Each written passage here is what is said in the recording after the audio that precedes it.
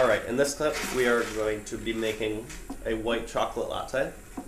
This drink is going to be real sweet, again, kind of like the iced white chocolate latte.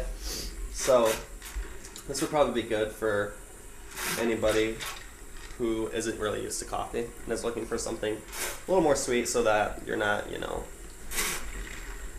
drowned out by the flavor of coffee.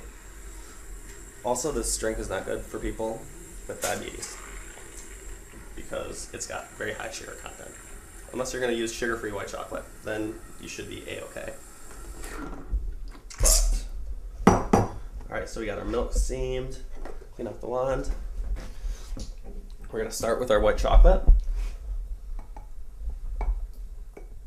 2 pumps. Next, we're going to give a shot of espresso. 1 ounce. Stir that together, make sure it's good and stirred. The white chocolate especially sticks to the bottom, but you want to make sure and get all that off so that you're able to taste it and so it mixes correctly. Next we're going with our milk. And we're going to top this all the way up. This drink does not get whipped cream because it's already sweet enough, so unless you want to be on a sugar buzz high thing, I would not suggest it. And that is how you make a white chocolate latte.